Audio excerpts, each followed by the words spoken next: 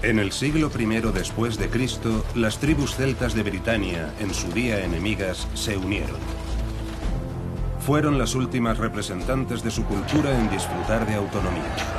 La victoria de Julio César sobre Vercingetorix unos 100 años antes había puesto fin al dominio celta de la Europa continental. Solo al otro lado del Canal de la Mancha seguían los celtas viviendo en libertad y de acuerdo con sus tradiciones ancestrales. Los descubrimientos arqueológicos atestiguan la destreza de sus artesanos. Pero también unos rituales que nos resultan crueles y despiadados. El modo de vida de los celtas corría peligro. Los romanos se disponían a conquistar los últimos reinos bajo su dominio. Sin embargo, los invasores encontraron resistencia en un contrincante inesperado, una mujer, la reina Boudica.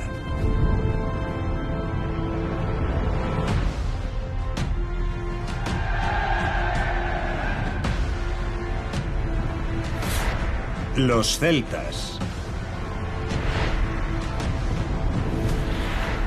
El levantamiento de Boudica.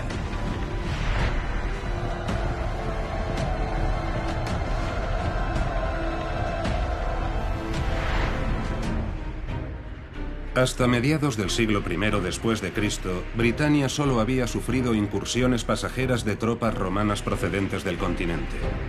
Sin embargo, las islas británicas habían despertado el apetito del imperio. Cuando el emperador Claudio envió sus legiones al otro lado del canal en el año 43, estas fueron recibidas de forma desigual.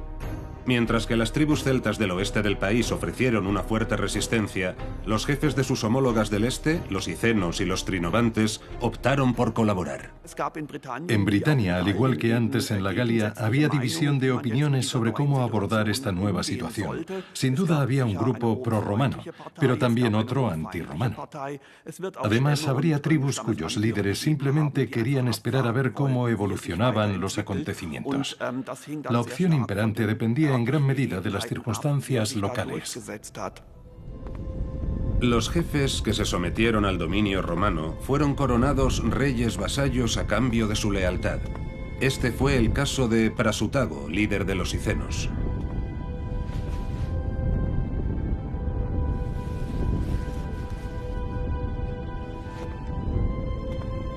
A su muerte en el año 60, Prasutago dejó la mitad de su reino a sus dos hijas engendradas con su reina Boudica. Sin embargo, la otra mitad la legó al emperador romano.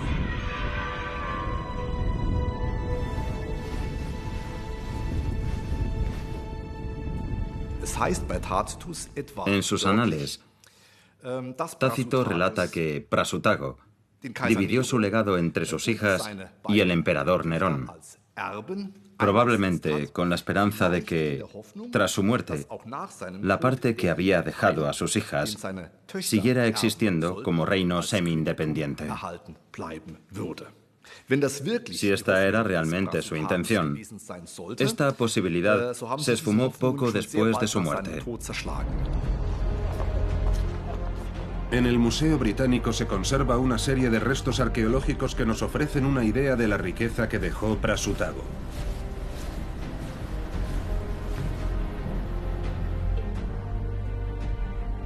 Los icenos habitaban la zona en torno al actual Norwich y mantenían una estrecha relación con las tribus celtas del continente. El comercio de larga distancia les había hecho prosperar, como demuestra claramente el denominado Tesoro de Snetsham, un tesoro único descubierto como muchos otros por pura casualidad. En 1948, un agricultor encontró mientras araba unos trozos grandes y gruesos de algo bañado en oro. Pensó que quizás se trataba de parte del armazón de una cama, así que los dejó en un extremo del campo.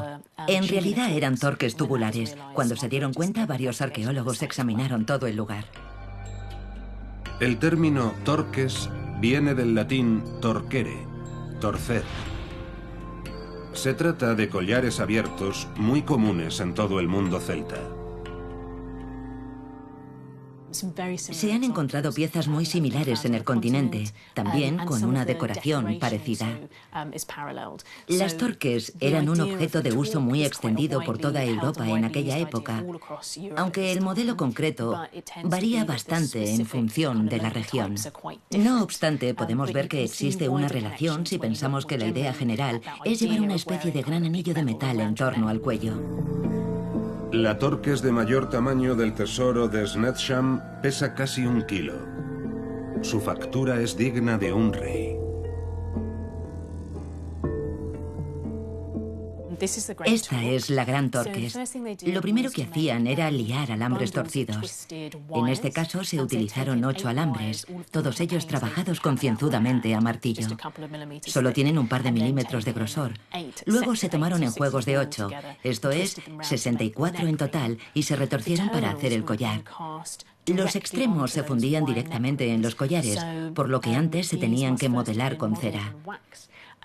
Por último, se empleaba una herramienta, por ejemplo, un punzón, para terminar el diseño y añadir algunos detalles. Sin embargo, el detalle más asombroso solo puede observarse con un microscopio electrónico. Resulta que no es oro todo lo que reluce. Los exámenes han demostrado que los celtas eran maestros en el arte del dorado a fuego, esto es, aplicar una capa de oro a plata, cobre, latón o bronce con la ayuda de mercurio. Se trata de una técnica que, además de una destreza considerable, requiere tener acceso a las materias primas necesarias. Sorprende el mero hecho de que tuvieran acceso a fuentes de mercurio. Probablemente lo importaran del continente. Por ejemplo, sabemos que en España había, pero el hecho de que fueran capaces de saber lo que necesitaban, conseguirlo, traerlo y ejecutar todo el proceso, dice mucho, en mi opinión, de lo avanzados que eran estos pueblos. Tras la muerte de su esposo, la reina Boudica esperaba seguir ejerciendo el control sobre el destino de los icenos. Al fin y al cabo, ¿no se había designado a sus hijas herederas?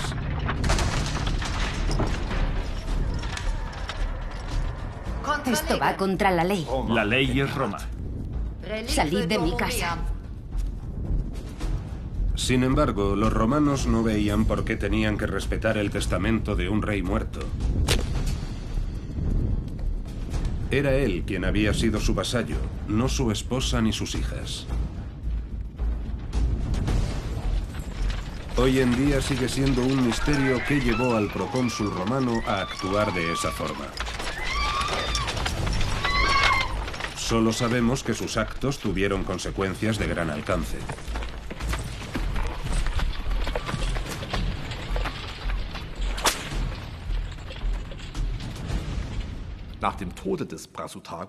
Tras la muerte de Prasutago, los romanos se hicieron con todo su reino y lo pusieron bajo su dominio. Un hecho que recibió duras críticas incluso por parte del historiador romano Tácito, que relata que las unidades romanas arrasaron la tierra de los icenos y que los esclavos destruyeron el palacio real. Lo que es peor, los soldados romanos azotaron a la reina y violaron a sus hijas.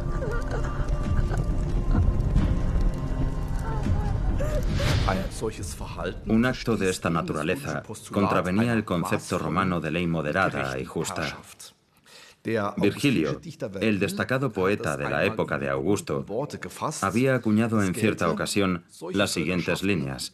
Tú, romano, recuerda tu misión, ir rigiendo los pueblos con tu mando. Estas serán tus artes: imponer leyes de paz, conceder tu favor a los humildes y abatir combatiendo a los soberbios.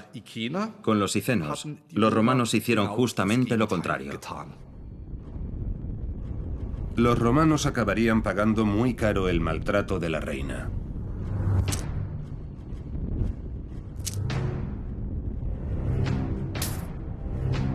Puesto que en lugar de rendirse a su destino, Boudica clamó venganza. Puede que los icenos fueran los primeros aliados de Roma, pero ahora La furia de su reina contra los invasores era incontenible.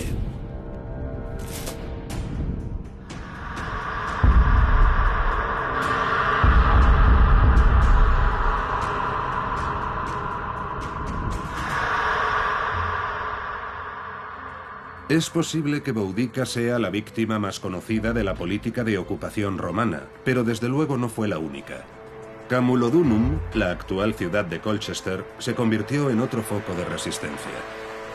La zona del entorno era el hogar de los Trinovantes, los vecinos al sur de los Icenos. Cuando los romanos pusieron pie en las islas británicas, supusieron por error que Camulodunum era la capital de todo el país. Por ese motivo, decidieron convertirla en modelo de su administración colonial. Un edificio en particular sería la demostración del poder recién establecido. El templo de Claudio era el centro de la religión imperial en Gran Bretaña. Podría equipararse en la actualidad a la Catedral de Canterbury. Este templo, en el que los sacerdotes rendían culto al espíritu del deificado emperador Claudio, era en gran medida un símbolo de la ocupación romana de Gran Bretaña. Y debido a que era completamente foráneo y estaba tan estrechamente vinculado a los conquistadores romanos, contaba con el total rechazo de la población local. El odiado templo ocupaba el emplazamiento en el que en la actualidad se levanta el castillo de Colchester. Esta fortaleza normanda se asienta sobre los cimientos del edificio romano. El levantamiento de sus vecinos icenos debió de ser como una llamada a la movilización para los trinovantes. Por todo el Imperio Romano, el culto a la personalidad casi divina del emperador era una parte integral de la vida diaria. Pero en Britania impulsó la resistencia, una circunstancia que benefició a los icenos.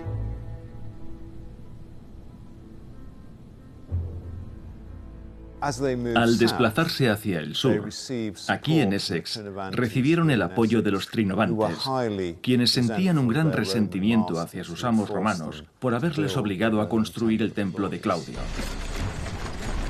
Así, a la campaña de venganza de Boudica se fue uniendo un creciente grupo de pueblos descontentos. Juntos marcharon sobre Camulodunum, el centro de la administración romana, con su templo como símbolo máximo de opresión.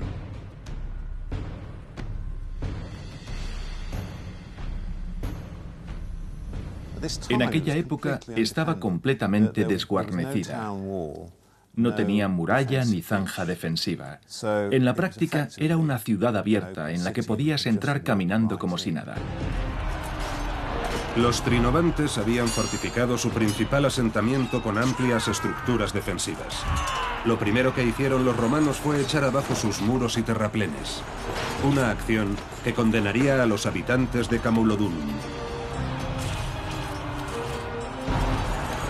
Boudica eligió su primer objetivo a propósito.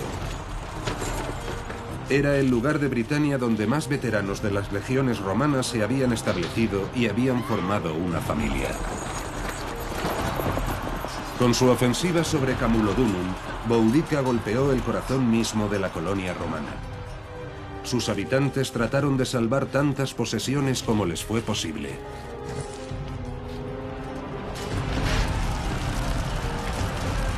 Sin embargo, no tuvieron escapatoria ante unos celtas superiores en número que no mostraron piedad.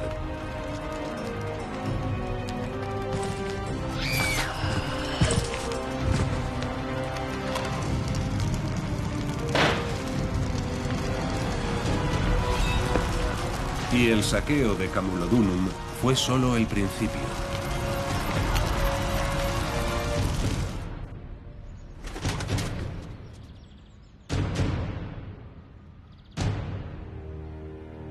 Hoy en día todavía es posible encontrar por la ciudad pruebas de la furia celta. Muchos de los edificios actuales se elevan unas pocas capas por encima de sus predecesores. En el sótano del George Hotel, la devastación provocada por los rebeldes todavía es apreciable a simple vista.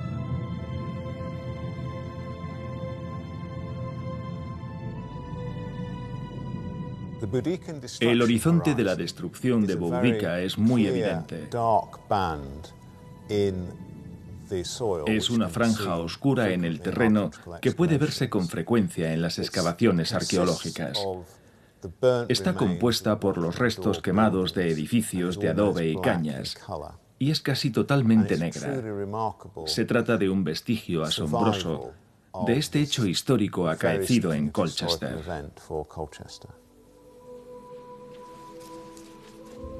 La franja de destrucción proporciona a los arqueólogos una información asombrosa sobre la vida doméstica de los colonos romanos. Entre los restos se han conservado abundantes artefactos, recordatorios elocuentes de la noche en la que se vino abajo el mundo de sus propietarios. Los miembros de las familias se apresuraron a esconder sus objetos de valor, ya que corrían peligro. No están enterrados a gran profundidad ni de forma cuidadosa, lo que sugiere prisa y pánico. Durante casi 2000 años, el tesoro permaneció donde se había ocultado sin que nadie lo tocara. Hasta 2014, cuando se descubrió bajo un edificio de la actual High Street. El hallazgo representa las posesiones terrenales de un excombatiente romano y su familia. Sus propietarios no sobrevivieron a la masacre. Junto al tesoro se encontraron partes de un esqueleto humano. Normalmente, cuando los arqueólogos encuentran material asociado a la destrucción de Boudica, no suele haber muchos restos humanos. El motivo es que, cuando los romanos reconquistaron la ciudad, cuando volvieron, hicieron limpieza y enterraron a sus muertos, o lo que quedaba de ellos. Las muestras óseas de Colchester revelan signos de muerte violenta. Fuentes romanas posteriores relatan que no hubo supervivientes.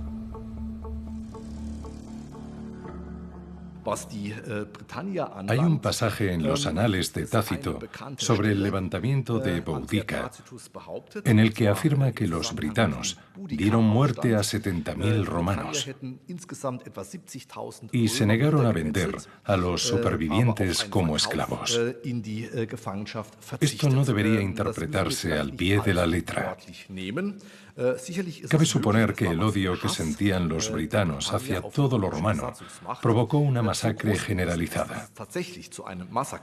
Sin embargo, es poco probable que los britanos rehusaran sacar beneficio de la venta de los cautivos como esclavos.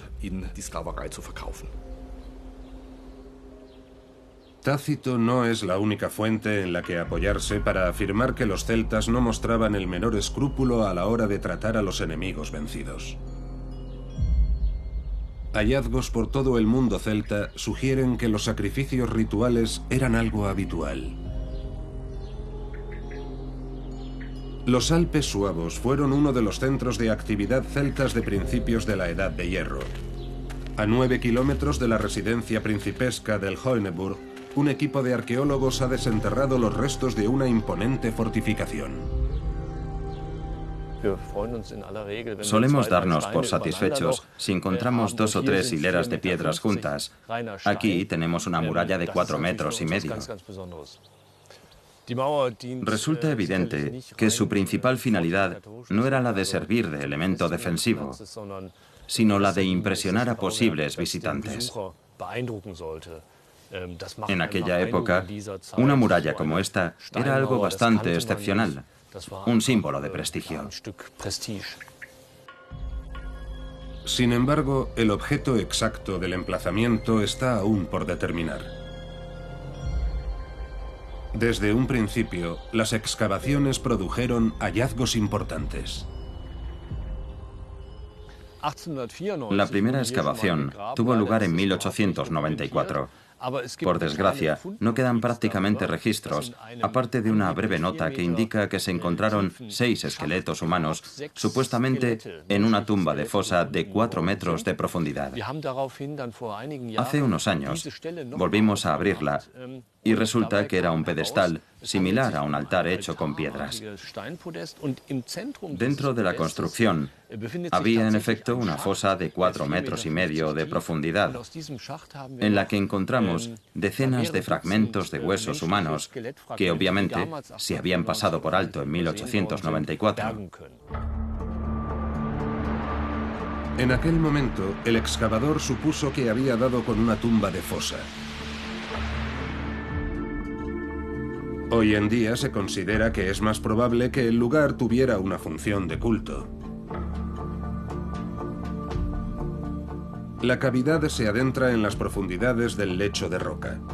Para los celtas, lugares como este eran una especie de punto de contacto entre este mundo y el más allá. Por lo tanto, los cadáveres podrían corresponder a un sacrificio humano. Por razones de seguridad, la fosa se rellenó en su momento.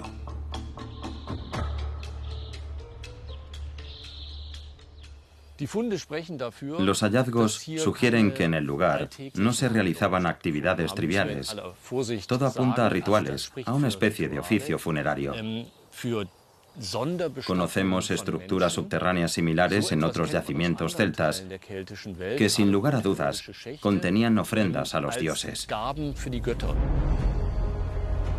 Los hallazgos de la fosa son de la misma era que los del asentamiento celta del Hoyneburg, a solo unos kilómetros de distancia, de modo que no es descabellado suponer que se tratara de uno de los lugares de culto de la residencia principesca. A pesar de la amplia extensión que ocuparon los celtas en Europa, existen numerosas analogías en sus rituales y costumbres. Incluso en lugares tan remotos como la antigua Gordión, en la actual Turquía. En el siglo III a.C., los celtas gálatas hicieron de este lugar su hogar. Durante las excavaciones, los arqueólogos descubrieron varias sepulturas peculiares. Según parece, los enterramientos se habían concebido con el objetivo de impedir que los muertos salieran de su tumba, mediante prácticas observadas en otras sepulturas celtas de Gran Bretaña y Europa Central. En la base de este túmulo podemos ver desde la distancia una zanja, en la que encontramos una especie de cementerio, diferente de los que solemos encontrar, en el sentido de que había un gran número de cuerpos, mezclados con otros de animales. Los humanos habían muerto de forma ritual. Tenían el cuello roto, lo que indica muerte por estrangulación o garrote, en lo que parece algún tipo de sacrificio ritual.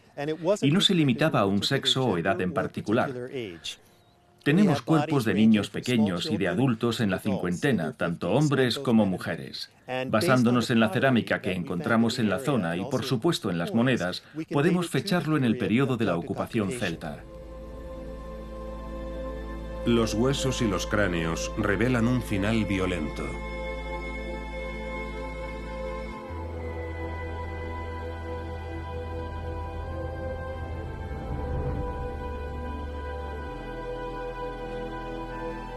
Las piedras apiladas sobre los cadáveres tenían como finalidad impedir que pudieran salir de sus tumbas si resucitaban.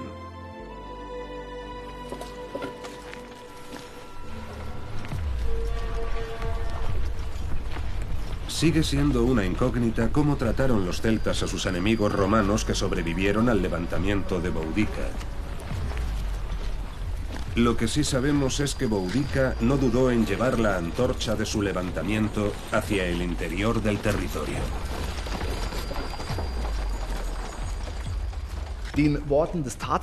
De acuerdo con Tácito, el levantamiento se inició con los sicenos, en el sudeste de Britania. Se extendió hacia el sur con los trinovantes y parece que acabó afectando a un amplio territorio de la provincia. Tácito escribe: todas las tribus que recordaban su libertad anterior participaron en el levantamiento. Los romanos debían hacer frente a una avalancha cada vez mayor. había dejado de ser una mera escaramuza regional, dado el creciente número de tribus implicadas. A Boudica se le empezaron a unir quienes previamente habían sido meros espectadores a la espera de la evolución de los acontecimientos. Esto ya no era uno de los pequeños levantamientos locales que solían producirse en determinadas partes del Imperio Romano. Los insurgentes marcharon hacia el sur, en dirección a la ciudad romana de Londinium.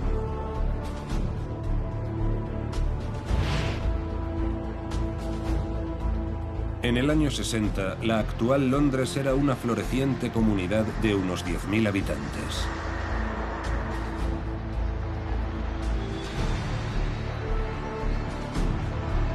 Debido a su localización estratégica a orillas del río Támesis, la ciudad había atraído a numerosos comerciantes que prosperaban bajo el nuevo régimen hasta convertirse en el principal lugar de intercambio de artículos al otro lado del Canal de la Mancha. Nadie podía prever que acabaría convirtiéndose en el centro de un imperio que se extendería por todo el planeta.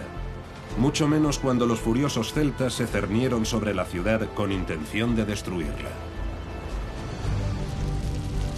Al igual que en Camulodunum, los habitantes romanos fueron masacrados y sus casas incendiadas. Londinium fue pasto de las llamas. Boudica y sus guerreros apenas encontraron resistencia, ya que la ciudad no estaba fortificada, por lo que pudieron saquearla a sus anchas, en gran medida porque las legiones del emperador habían partido hacia otra parte de la provincia.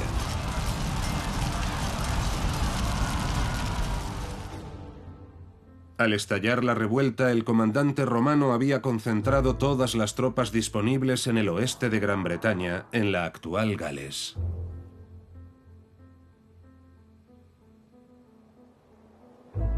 Esta región montañosa se había convertido en refugio seguro para quienes no estaban dispuestos a rendirse a la ocupación romana. El nuevo procónsul de Britania, Cayo Suetonio Paulino, había asumido el cargo en el año 58, decidido a sofocar esta última bolsa de resistencia celta y pacificar la provincia de una vez por todas. Entre sus principales objetivos estaban los druidas. En pocas palabras, los druidas eran los sacerdotes que custodiaban la religión celta. Su deber era llevar a cabo ritos y rituales, pero es probable que también participaran activamente en la impartición de justicia y que por tanto fueran responsables de mantener y perpetuar las normas culturales. Indicaban cómo dirigirse a los dioses, la forma adecuada de realizar ofrendas, las oraciones y los cánticos adecuados para cada ocasión. Cabe imaginar que todo esto era ámbito de los druidas. Sin embargo, los romanos estaban convencidos de que los druidas eran la columna vertebral de la resistencia celta. Su bastión era, de acuerdo con la inteligencia romana, la isla de Mona, la actual Anglesey, a la que un pequeño estuario separa del resto de Gales por el extremo noroeste. Paulino, el comandante romano, ordenó construir barcos en los que transportó a su infantería hasta la isla. Se dice que su caballería, los jinetes y los caballos, llegaron a la isla caminando por las aguas poco profundas o a nado. En batalla a campo abierto, el ejército más poderoso de aquellos tiempos era prácticamente invencible. Sus legionarios no tenían miedo a combatir, pero sí a los rituales celtas y a los hombres que los llevaban a cabo, los druidas.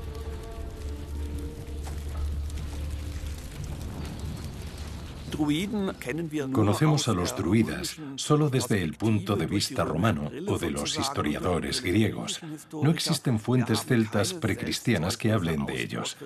Ni siquiera en términos arqueológicos existe algo realmente sustancial que podamos atribuir a los druidas con una certeza razonable.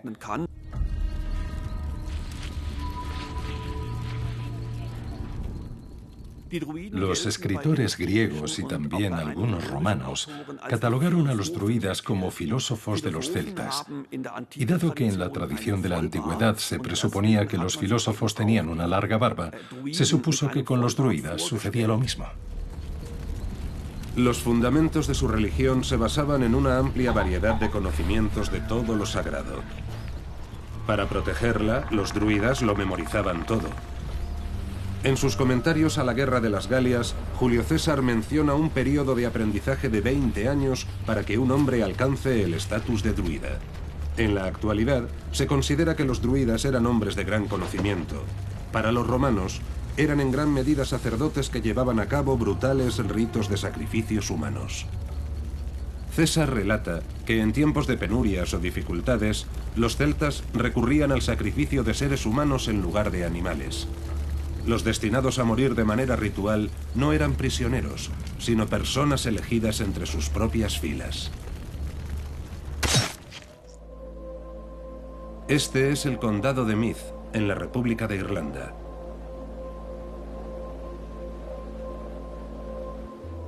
La práctica celta de sacrificar seres humanos ha dejado rastro en las ciénagas. Para los celtas, estos pantanos eran lugares sagrados, al igual que las cuevas y los pozos.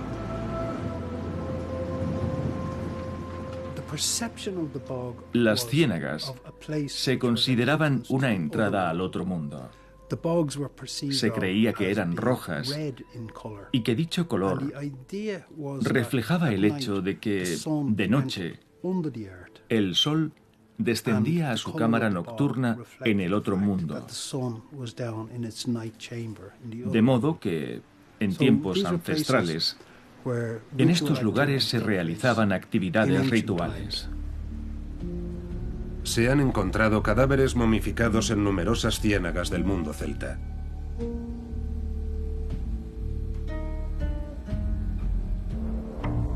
En la mayoría de los casos su estado de conservación es excelente. Incluso después de miles de años, estos cuerpos muestran claros signos de manipulación mientras todavía estaban vivos.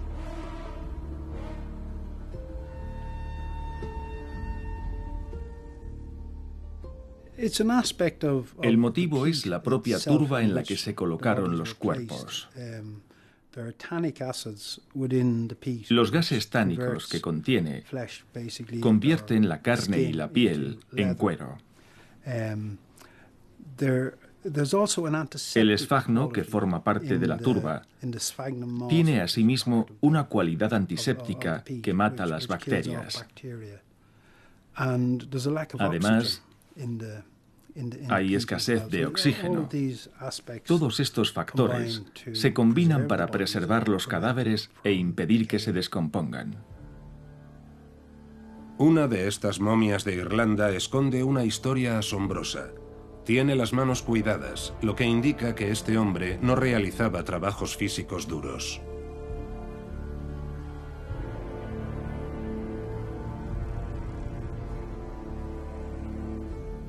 Las incisiones revelan que tanto la cabeza como la parte inferior del cuerpo se amputaron deliberadamente del torso. El brazo izquierdo está adornado con una correa de cuero trenzada. Por lo demás, no había restos de prendas.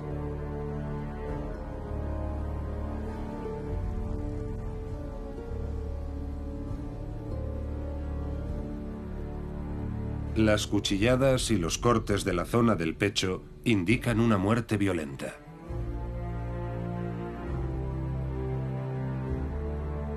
¿Sufrió este hombre el mismo destino que el hombre de Clonycavan, que debe su nombre al lugar en el que se encontró? Murió debido a varios golpes violentos en la cabeza.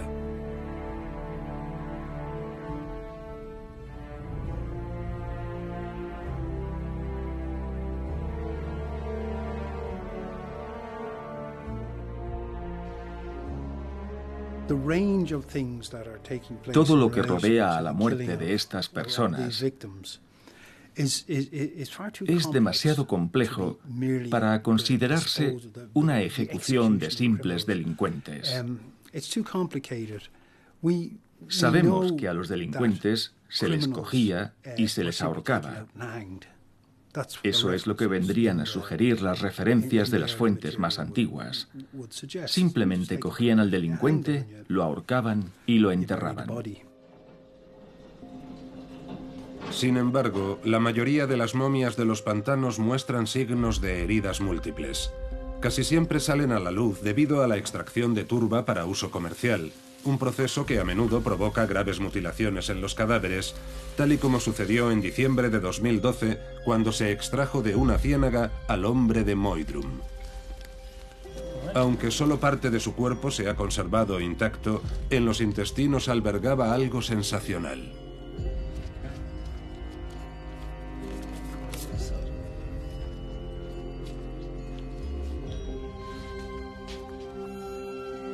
En las imágenes de rayos X se apreciaban unas bolitas. Al examinarlas, resultaron ser huesos de frutas.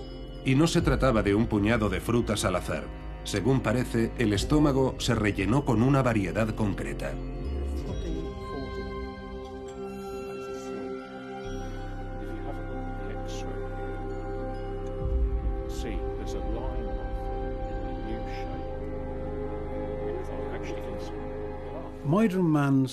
El estómago del hombre de Moydrum contenía del orden de 300 endrinas. La endrina es el fruto del endrino y madura entre finales de octubre y principios de noviembre, precisamente la misma época en la que se celebra la festividad del Samhain, equivalente al actual Halloween. De acuerdo con crónicas ancestrales, el Samhain era la época en la que se mataba a los reyes de forma ritual. Eamon Kelly supone que estas momias de las ciénagas eran reyes o aspirantes al trono que no estuvieron a la altura de lo que se esperaba de ellos, de modo que se ofrecieron como sacrificio a los dioses. La ciénaga, como lugar de transición entre este mundo y el más allá, habría sido el sitio idóneo para realizar una ofrenda de este tipo.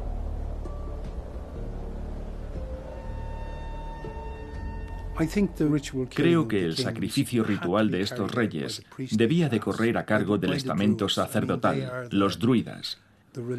Eran los especialistas religiosos de aquella sociedad.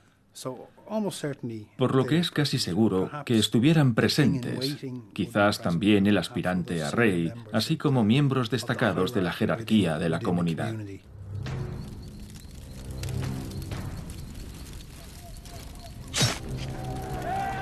Los romanos estaban decididos a poner fin a estos rituales. Todos los druidas de la isla de Mona fueron capturados y asesinados.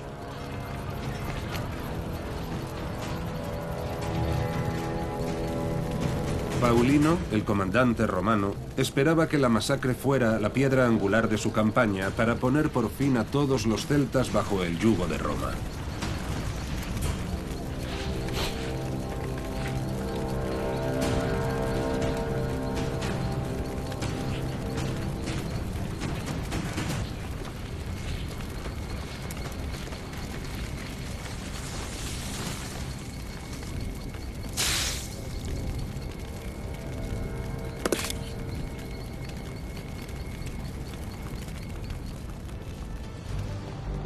El grado de estima del que disfrutaban los druidas y jefes dentro del mundo celta puede medirse observando las residencias principescas. Una de ellas, el Glauberg, es la principal atracción turística de una región al nordeste de Frankfurt. Aunque ya existían asentamientos en el lugar en el año 4500 a.C., su apogeo vino en el siglo V a.C. de la mano de los celtas, quienes convirtieron la colina en un paisaje de culto. Lo que hace que el Glauberg sea tan importante es el denominado camino procesional. Consta de dos zanjas paralelas, cada una de 7 metros de ancho y 3 de profundidad. Entre ambas hay una especie de camino de 10 metros de ancho y unos 350 metros de largo que recorre el paisaje y corona un risco.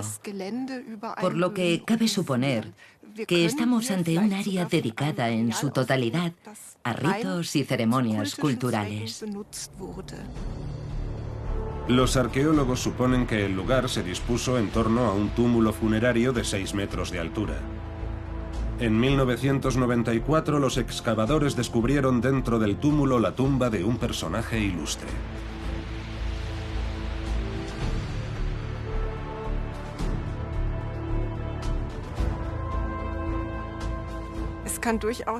Es perfectamente plausible que el área del Glauberg fuera la última morada de personajes distinguidos en un sentido mundano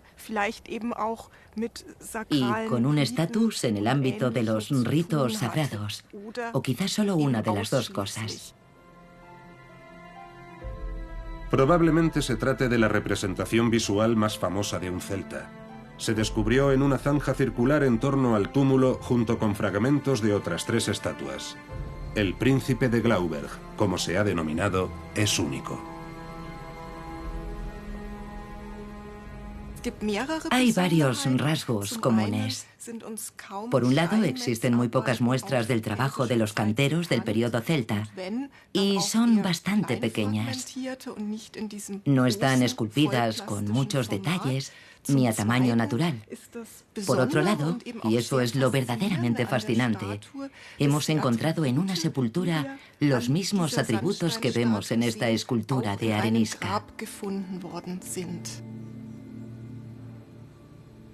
Aunque la Torques está representada de forma meramente esquemática, no cabe duda de que se trata de la imagen de un collar de oro, que se ha depositado junto con otros objetos en la tumba para acompañar al príncipe hasta el más allá.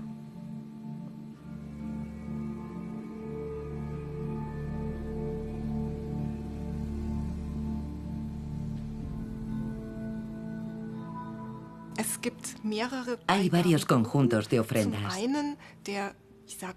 Por un lado están lo que yo denominaría las joyas personales del fallecido. Un collar de oro, pendientes de oro, un anillo y varios brazaletes, uno de ellos de oro, y el resto de bronce. Después están los objetos relacionados con actividades marciales. Una espada, un escudo y un arco con flecha, probablemente para cazar.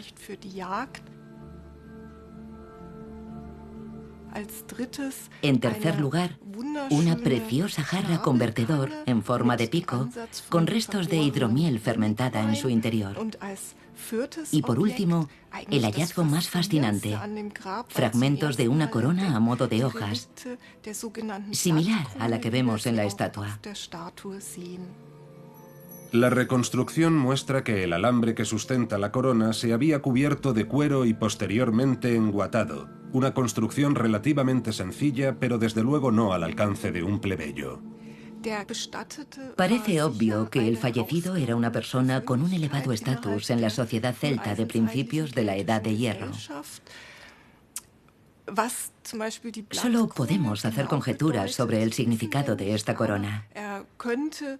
Podría indicar que su portador desempeñaba funciones culturales o rituales, pero insisto, no lo sabemos. Mientras el comandante romano y sus soldados celebraban la victoria sobre los druidas, un mensajero trajo las noticias del levantamiento de Boudica y la destrucción de Camulodunum. La masacre de los druidas solo sirvió para avivar el odio de los celtas hacia los invasores romanos.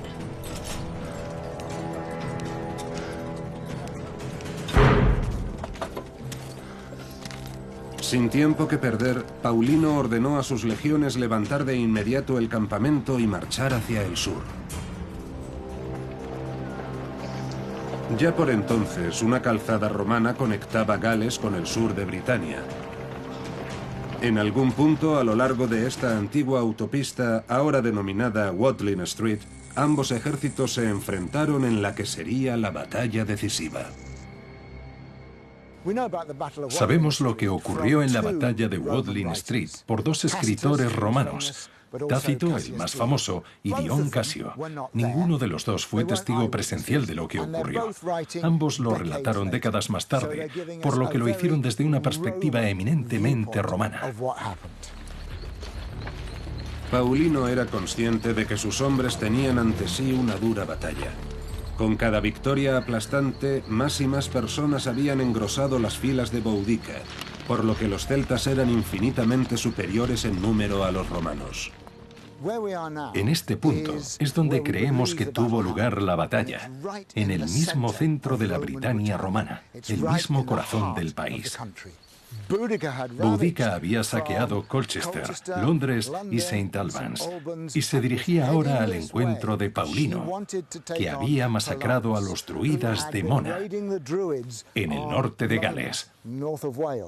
Este es el lugar en el que se encontraron ambos ejércitos.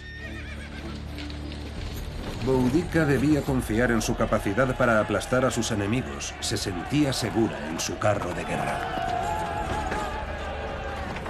Los carros de guerra de los celtas jugaron sin duda un papel decisivo en la batalla, aunque no el que esperaban. En Oriente se llevaban utilizando carros desde el segundo milenio antes de Cristo. Sin embargo, los romanos apenas los habían utilizado en combate. Julio César nos ofrece muchísima información sobre cómo se usaba el carro de guerra celta en combate. Es como si nunca hubiese visto uno antes. Parece sorprendido de que los britanos lo sigan utilizando. Sin embargo, resulta obvio que César quedó impresionado por su sencillo pero ingenioso diseño. Está muy bien diseñado. Parece sencillo. Tiene esta plataforma resistente y estos arcos que parecen haberse diseñado de forma aleatoria.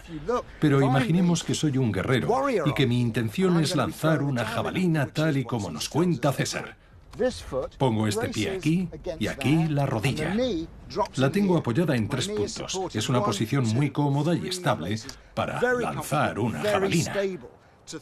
Y si viene el enemigo por allí, simplemente me apoyo en el otro lado y la lanzo. En cada carro viajaban 2 hombres, el auriga y el guerrero.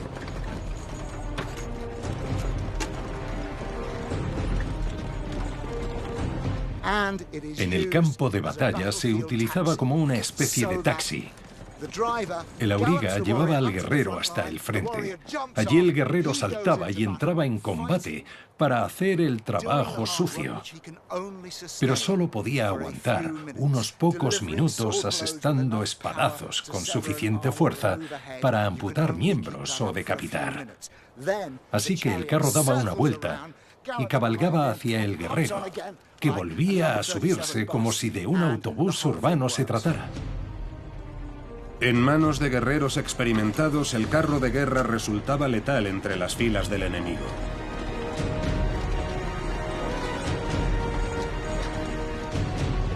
Sin embargo, solo era útil en superficies planas y abiertas. Con un enemigo como los celtas, los romanos debían asegurarse de enfrentarse a ellos en un lugar propicio.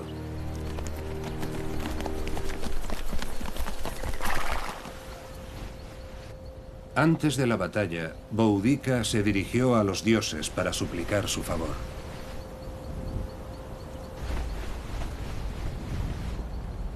El historiador romano Dion Casio relata que primero invocó a la diosa reina Andraste y que después soltó una liebre para observar la dirección en que corría, que marcaría el resultado de la batalla. ¡En formación!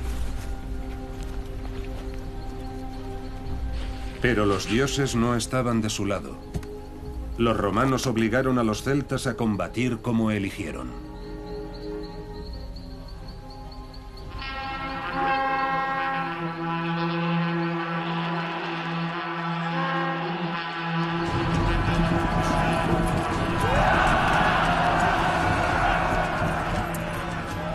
El bosque hacía imposible el uso de carros de guerra.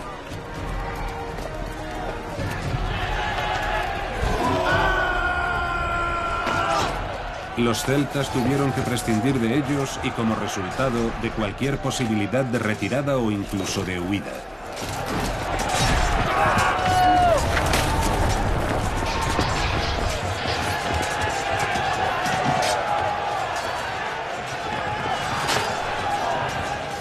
A pesar de ser superiores en número, los celtas sufrieron una derrota aplastante a manos de las legiones de Paulino.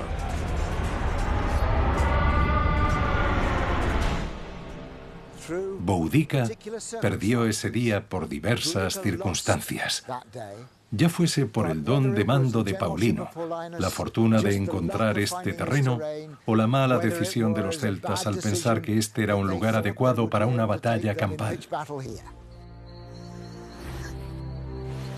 Boudica sobrevivió a la batalla. De acuerdo con Tácito, se suicidó tomando veneno. Dion Casio escribe que la reina sucumbió a una enfermedad poco después.